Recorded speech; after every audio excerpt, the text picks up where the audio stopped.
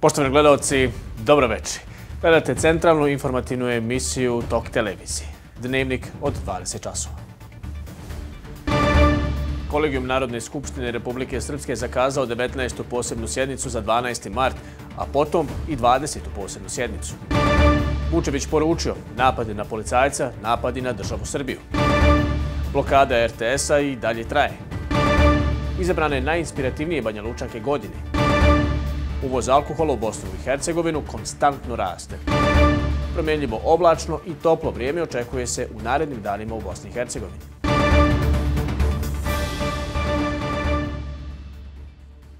Kolegijum Narodne skupštine Republike Srpske zakazao je 19. posebnu sjednicu Narodne skupštine za srijedu 12. marta 2025. godine sa jednom tačkom dnevnog reda. Prijedlog odluke da se pristupi donošenju novog Ustava Republike Srpske. Po okončanju posebne sjednice zakazana je 20. posebna sjednica Narodne skupštine za koju su predložene dvije tačke dnevnog reda. Nacrt Ustava Republike Srpske i prijedlog zakona o zaštiti ustavnog uređenja Republike Srpske po hitnom postupku, a na prijedlog predsjednika Republike Srpske Milorada Dodika. Na posebnoj sjednici Narodne skupštine Republike Srpske sutra u 11 časova bit će donesena odluka ili predloženo da se donese odluka o izmjenama Ustava Republike Srpske, a odmah nakon nje, nakon što bude zasjedao Odbor za ustavna pitanja, kao i komisija koju smo ovom prilikom na kolegijumu izabrali, bit će organizovana nova posebna sjednica Narodne skupštine da bi se usvojio nacrt. Ovo smo učinili iz razloga ekonomičnosti, a ne brzine, jer bi zakazivanje dvije sjednice Narodne skupštine jedna za drugom, kada znamo da ova tačka dnevnog reda donošenja odluke je u principu jedna tačka dnevnog reda i brzo se završi, a nacrt je, da kažemo, nešto što u drugim zemljama je uglavnom na jednoj sjednici Narodne skupštine u Srbiji i Hrvatskoj. Tako da ovdje je riječ o tome da iz tehničkih razloga ćemo imati isti dan dvije sjednice. Jedna utvrdi odluku, druga nacrt, i da obavijestim da je vezano za odluku o izmjenu Ustava. Ako bi uporedili Ustav Bosne i Hercegovine i Ustav Republike Srpske, da je Ustav Republike Srpske autentičan dokument i najstariji pravni akt u sadašnjoj Bosni i Hercegovini, jer je donešen 28. februara 1992. godine. Ništa starije u sadašnjem Ustavu ni u sadašnjoj Bosni i Hercegovini nema. On je autentičan, rezultat je volje narodnih poslanika. Ustav Bosne i Hercegovine je takozvani ugovoreni ustav, Dejtonski mirovni sporazum, koga su kao ugovornice i ugovorne strane potpisale Republika Srpska, Federacija Bosne i Hercegovine, nivo tadašnje Republike Bosne i Hercegovine, Srbija i Hrvatska. Dakle, riječ je o ugovoru i po Bečkoj konferenciji sve strane koje smatraju da se krše njihova prava iz ugovora imaju pravo da obustave primjenu dijela ugovora. To je Narodna skupština već učinila izglasavajući zakone koje je gospodin Dodik potpisao o neobjavljivanju odluka visokog predstavnika, čini mi se i neprimjenjivanju odluka Ustavnog suda. Tako da mi možemo smatrati da smo mi u određenom, pošto nakon 60 dana od toga nijedna zainteresovana strana nije reagovala, da smo mi sa međunarodnog pravnog, aspekta, 63. člana Bečke konvencije, već u nekoj vrsti arbitraže. Predsjednik Vlade Republike Srbije Miloš Vučević ocijenio je da sinoćni napad na policajca Lazara Bačića na protestu ispred zgrade Radio-televizije Srbije nije samo napad na njega lično i pripadnike žandarmerije, već i sraman napad na državu Srbiju. Vučević je u izjavi novinarima u Vladi Srbije poručio da će počinilac ovog napada biti otkriven i da će odgovarati u skladu sa zakonom i poželio Bačiću brzo oporavak i povratak kako svojoj porodici, tako i svojim kolegama. Apsolutno niko nema prava da napada bilo koga, a posebno u državi ne smije se napada policija, ni u jednoj državi. Ni u jednoj državi, kogod napadne policiju mora da bude kažnjen u skladu sa zakonom i zaista pozdravljam odluku tužilaštva koja je logična i pravno prirodna, odnosno prirodno da sledi taj pravni dalji proces, da se otkrije i otkriće se ko je napao Lazara Bačića i odgovaraće. Odgovaraće u skladu sa zakonom. Bio student, ne bio student, bio pripadnik stranke neke, ne bio pripadnik neke stranke, uopšte nije relevantno. Pitanje je samo da li je krivično pravno odgovoran, a ja mislim da se radi o punoletnom licu, znači da će odgovarati pred zakonom i da će država pokazati da zakon važi za sve. To je sraman napad, zaista, koji smo mogli da vidimo, ali imate još sramnije izjave nekih političara. Posebno sam šokiran izjavom bivšeg predsjednika Srbije Borisa Tadića, čovjek koji je vodio državu u 2 mandata. Čovjek koji je vodio državu da daje takve sramne izjave, da poziva narod na haos i nasilje. Sad mislite, vi napadate policiju, vi udarate policajca koji nije imao nikakvu aktivnost u odnosu na demonstrante, koji je samo stao da zaštiti objekat i zaposleno u RTS-u. A onda bivši predsjednik države vam kaže da poziva narod da izađe da se obračuna s policijom, ali policija primenjuje silu. Pa ko je povređen od demonstranata? Blokada Radio-televizije Srbije dalje traje. Redari su formirali živi zid ispred ulaza. Studenti su cijelu noć probili ispred zgrade, a u ponedeljak uveče saopštili su da će blokada trajati 22 sata. Na društvenim mrežama je objavljeno da je dio studenta otišao na Košutnjak kako bi bio blokiran i drugi studio RTS-a iz kojeg je moguće emitovati program. Studenti su blokirali sve ulaze u RTS i ne dozvoljavaju ulazak u zgradu, ali su saopštili da je izlaz iz zgrade dozvoljen. Jedan policajac je u tom metežu povrijeđen, a predsjednik Srbije Aleksandar Vučić je tvrdio da mu teške povrede oka nanijeli demonstranti koje je nazvao boljševičkim plenumašima. Poštovani građani, još jedan put želim da iskoristim priliku da sve aktere na političkoj sceni i oni koji to stvarno jesu i oni koji se prave da nisu, pozovem da u svojoj borbi ne koriste nasilna sredstva, da se ne ponašaju protivustavno, da ne zaustavljaju kretanja drugih ljudi, da ne izazivaju talačke krize tako što će nekoga da sprečavaju da radi i živi, da ne napadaju policiju kao što su sinoć brutalno napali policajce ispred RTS-a koji nikoga dirali nisu, već da se ponašaju civilizovano i u skladu sa zakonima ove zemlje. Policija u Srbiji i svi nadležni državni organi upravo su se tako ponašali. To ćemo činiti i u budućnosti i naša je namera da nasilje izbegnemo gotovo po svaku cenu. Znajući da politički protivnici iz političkih stranaka koje su vladale ovom zemljom, a koje misle da iskorišćavanjem studenata mogu ponovo da se vrate na vlast, nemaju ni plan ni program i dobro im znajući planove za 15. mart, još jedanput ih pozivam da to ne čine, da ne pribegavaju nasilju, jer to što će reći da sam ja izazvao nasilje neće promeniti činjenice. Ni na koji način. Niti sam ja zaustavio hranu i vodu ljudima u beogradskom RTS-u da mogu da dobiju sa strane i da im neko dođe u pomoć da radi sa njima, niti sam zaustavio dotok gasa u Radio-televiziju Vojvodine, niti sam udario bilo kojeg žandarma ili pripadnika policijske brigade, niti sam udario bilo kojeg studenta, niti bilo šta slično. To organizuju oni koji nemaju šta Srbiji da ponude. Ono što ćemo mi da ponudimo su mir i budućnost.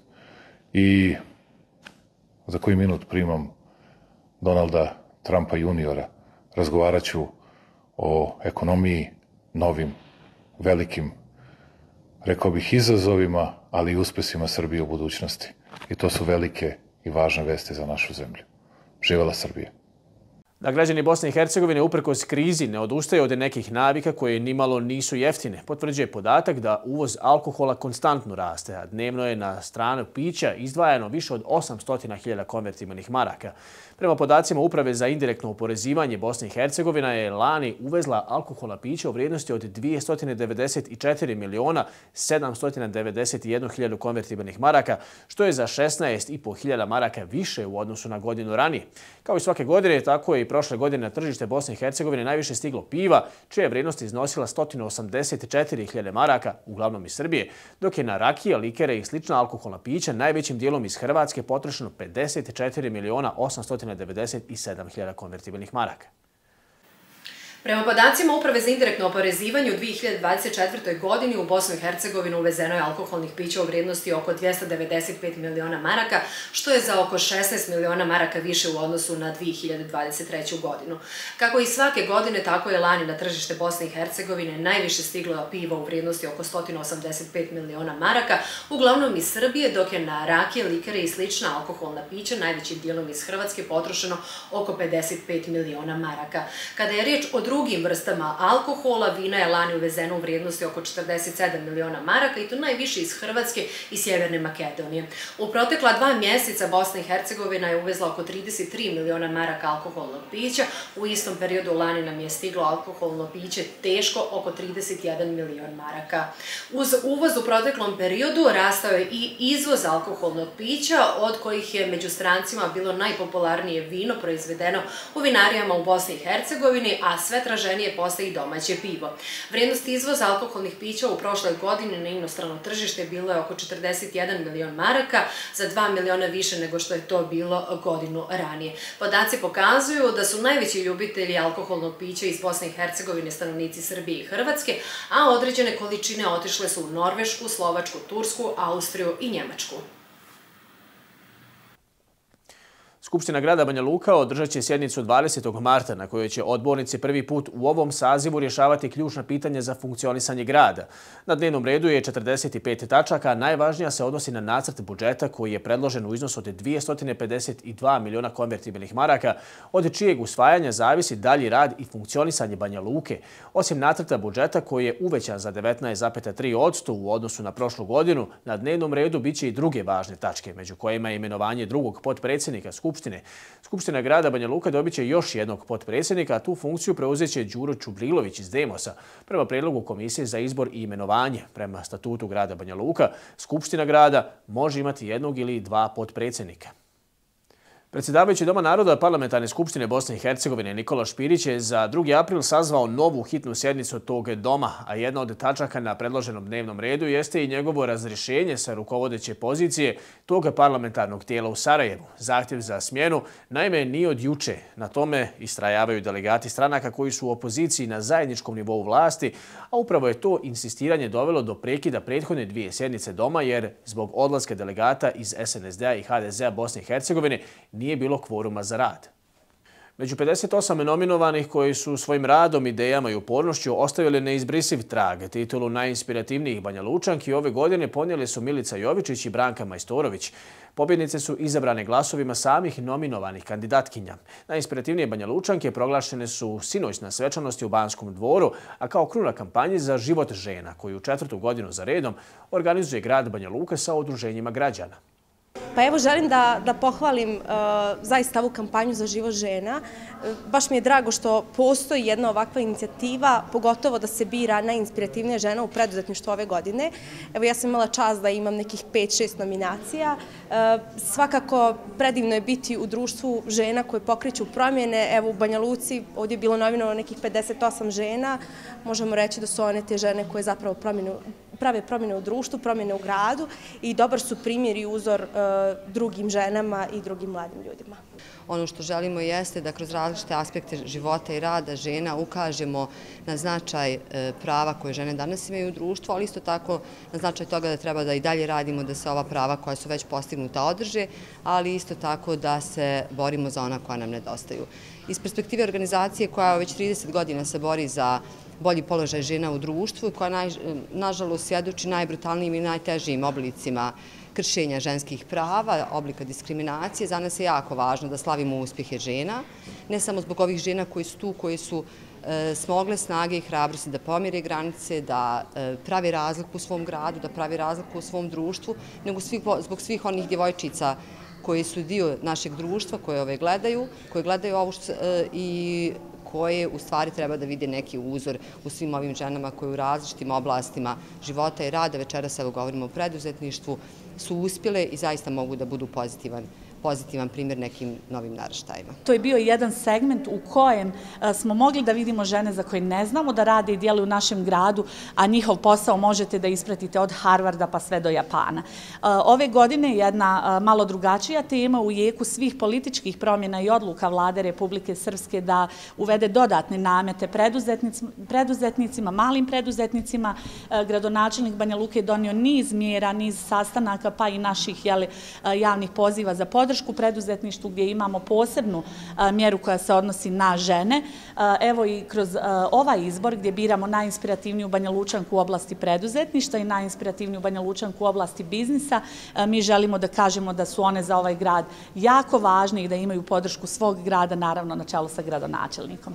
I da kažemo da danas biramo najinspirativnije među 58 dama, žena, majki, preduzetnica koje se pokazale najbolje u oblasti upravo jednog svijeta posla, svijeta biznisa, kako se danas kolokvijalno i moderno kaže.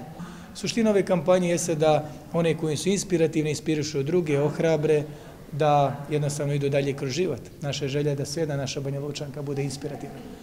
Prije svega samoj sebi, da uživa u svom životu, da gradi porodice, jer možemo reći da su naše žene, dame, jednostavno mijenjale svijet, pa i mijenjale i našu Banja Luku i Republiku Srpsku, ali i odgajale sve generacije koje danas žive i Bogu hvala dolazit će da i one mijenjaju i da i naše generacije buduće koje dolaze mijenjaju Banja Luku. Tako da ova kampanja je upravo podstrek svim drugim damama.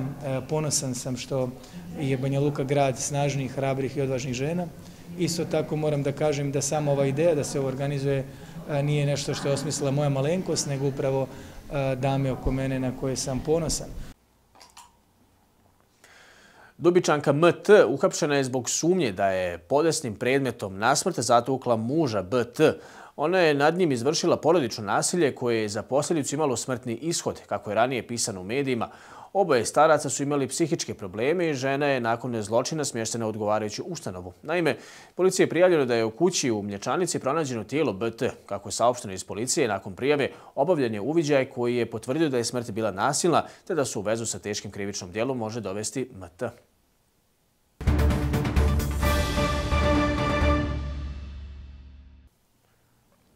Predsjednik Srbije Aleksandar Vučić sastao se u Beogradu sa sinom američkog predsjednika Donaldom Trumpom mlađim. Vučić i Donald Trump junior, sin predsjednika Sjedinjenih Američkih Država, razgovarali su o bilateralnim odnosima Srbije i SAD-a i aktuelnim temama koje oblikuju globalnu političku i ekonomsku scenu.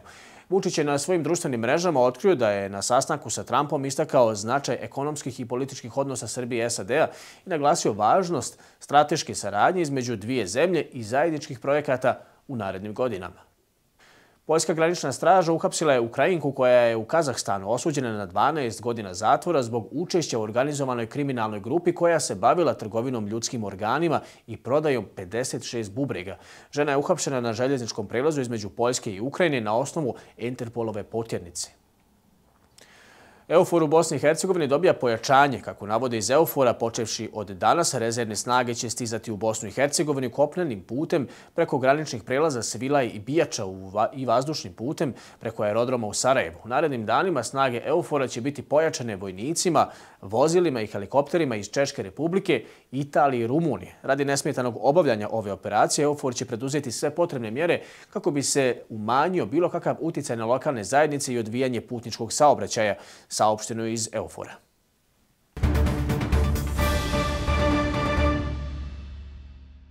Slavio na gostovanju i to tako što je izrešetao koš rivala u pobjedi od 140 naprema 127.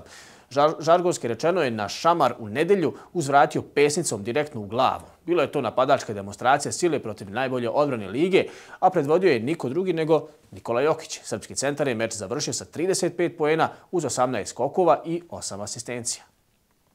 Fudbaleri Rapida u ne baš najboljem raspoloženju će dočekati revanša susret osmine finala protiv Borca u četvrtak. Tim iz Beča je poražen od Harberga za vikend i tako ugrozio plasman u play-off za prvaka.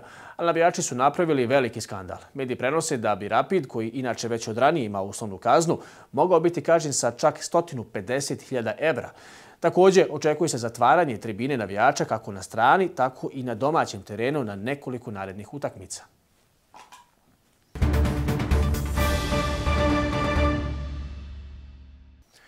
U Republici Srpskoj i Federaciji BiH očekuje se uglavnom suvo, toplo i promjenljivo oblačno vrijeme uz maksimalnu temperaturu vazduha do 23 stepena Celzijusova. Više o samoj vremenskoj prognozi poslušajte u minutama koje slijede.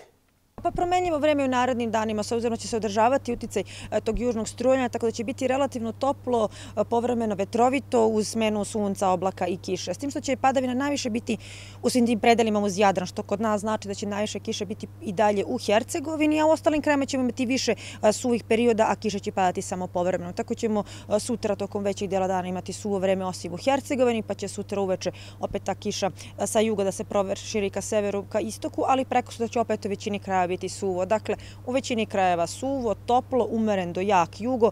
Vetar će povremeno imati olujne udare uglavnom na planinama u Hercegovini, a kiša uglavnom u Hercegovini, u ostalim predelima samo povremena.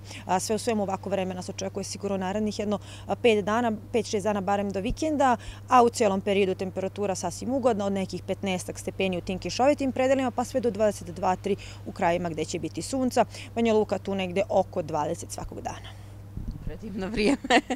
Jablanica i Blidinje, nažalost, izlile se voda, odsječeni su, prekinuta je putna komunikacija. Da li možda i kod nas se može nešto slično očekivati, to jeste federacija više? Pa zbog obilnih padavina koje su krenule juče i nastavit će se i danas, pogotovo u Hercegovini i jugozapadu, izdato su upozorenja. Hidrometeorološki zavod Republike Srpske izdao određeno upozorenje za moguću pojavu tih bujičnih poplava ili izlivanja tih bujičnih rečica za Hercegovinu, isto kao što je i Federalni hidrometeorološki zavod izdao upozorenje i opet za pojavu bujičnih poplava za federaciju. S obzirom da je već bilo vrlo obilnih padavina u kratkom intervalu u Hercegovini, nije isključeno da se nešto slično desi ponegde. Uglavnom su tu u pitanju male rečice, potoci ili problem sa oticanjem vode u urbanim zonama, dakle na putnim komunikacijama, jednostavno ta velika količina vode koja se sliva niz putne zone, zato se to i desilo. Treba biti na oprezu, danas zbog toga je na snazi i narančasti nivo upozorenja, uglavnom podsjećam da je to za Hercegovinu i na krajnji zapad, treba biti na oprezu, lokalne zajednice trebaju da isprate situaciju, da se nešto ne bi desilo, uglavnom u nekom lokalnom karakteru, a u narednim danima ipak neće biti toliko jake padavine. Ono što može stvarati eventualne probleme jeste to što će do kraja sedmice najviše kiše biti i u Hercegovini, ali ipak neće ona konstantno padati jako, bit će tih nekih malo pauza, tako da ne bi trebalo da bude toliko problema, ali još jednom apel sa sve nadležne u Hercegovini da isprate stanje u narednim. Bilo bi to sve u još jednom izdanju centralne emisije Dnevnik Tok TV-a. I dalje ostanite u toku.